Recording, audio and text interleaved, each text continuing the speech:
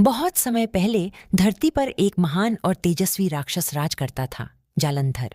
जालंधर अत्यंत बलशाली था क्योंकि उसकी शक्ति का स्रोत उसकी पत्नी वृंदा थी। वृंदा जी भगवान विष्णु की परम भक्त थीं और अपने पति के लिए अटल पतिव्रता धर्म का पालन करती थीं। उनके इस सतीत्व और भक्ति के कारण जालंधर युद्ध में अजेय था। देवता उसे किसी भी तरह पराजित नहीं कर पा रहे थे।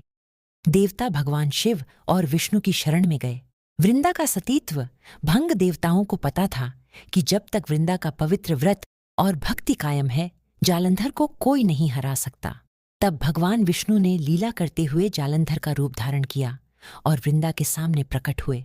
वृंदा ने उन्हें अपने पति जालंधर समझकर उनका स्वागत किया, चरण धोए, भोजन कराया और सेवा की। लेकिन जैसे ही दोपहर बीती, असली जालंधर युद्ध में मारा गया क्योंकि अब उसका पवित्र कवच टूट चुका था। कुछ क्षण बाद सच वृंदा के सामने आ गया। वह समझ गई कि उनके सतीत्व को छला गया है।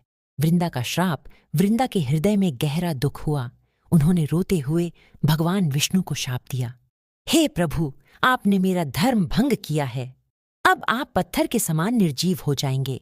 यह कहते ही भगवान विष्णु शालिग्राम पत्थर के रूप में प्रकट हो गए। सारा लोक स्तब्ध हो गया। वृंदा ने अपने पति की चिता तैयार की और सती हो गईं। वृंदा बन गई। तुलसी जब वृंदा की देह अग्नि में विलीन हुई तो वहीं से एक पवित्र पौधा उत्पन्न हुआ। वह था तुलसी।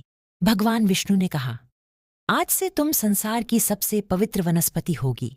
तुम्हारी पूजा के बिना मेरा पूजन अधूरा रहेगा। तभी से हर पूजा में तुलसी पत्र का स्थान प्रथम होता है और भगवान विष्णु तथा शालिग्राम की पूजा तुलसी के बिना नहीं की जाती। कहानी का संदेश पवित्रता और भक्ति से संसार में अद्भुत शक्ति होती है, परंतु छल कभी धर्म की जीत नहीं कहलाता। इसलिए भगवान ने भी तुलसी को अमर सम्मान दिया। तुलसी घर में सौभाग्य, शांति और पवित्रता का प्रतीक है।